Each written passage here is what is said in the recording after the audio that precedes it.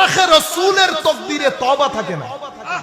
সাধারণ গুনাহগার যারা তারা বুঝে তারা যে গুনাহ করতেছে সেজন্য তারা তওবাও করে।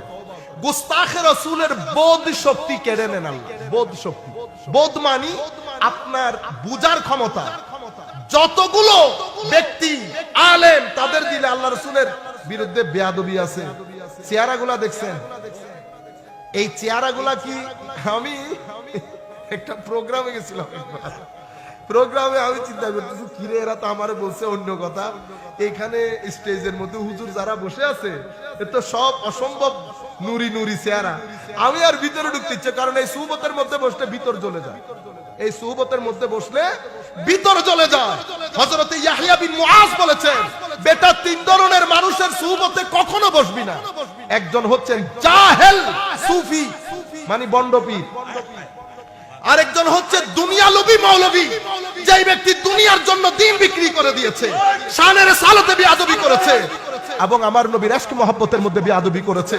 বড় বড় মানুষকে খুশি করতে গিয়ে, একটা দেশকে খুশি করতে গিয়ে ইয়াবি উদিনাহু বিআরাদিন মিনাদ দুনিয়া, সামান্য 2 টাকার জন্য দিন বিক্রি করে দিয়েছে। সেই ধরনের মৌলবীর সাথে বসতে নিষেধ করেছে।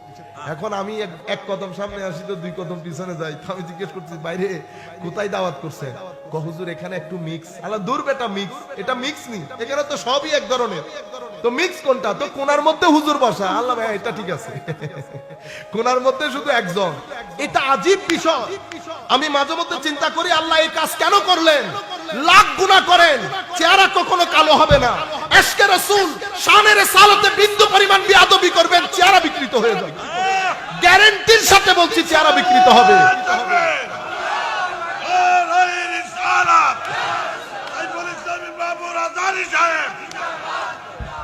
এখনো একজন বসে আছে, আমাদের মুরব্বীরা চলে গেছেন।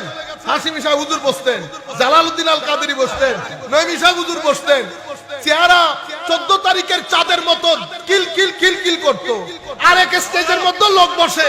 টিভি চ্যানেলগুলোর মধ্যে আপনারা খুলেন, টিভি চ্যানেল কিছুদিন পরে মাহে রমজানের অনুষ্ঠান। আমি কাউকে বড় ছোট করার জন্য না, আমি আপনাদেরকে বুঝাতে চাচ্ছি।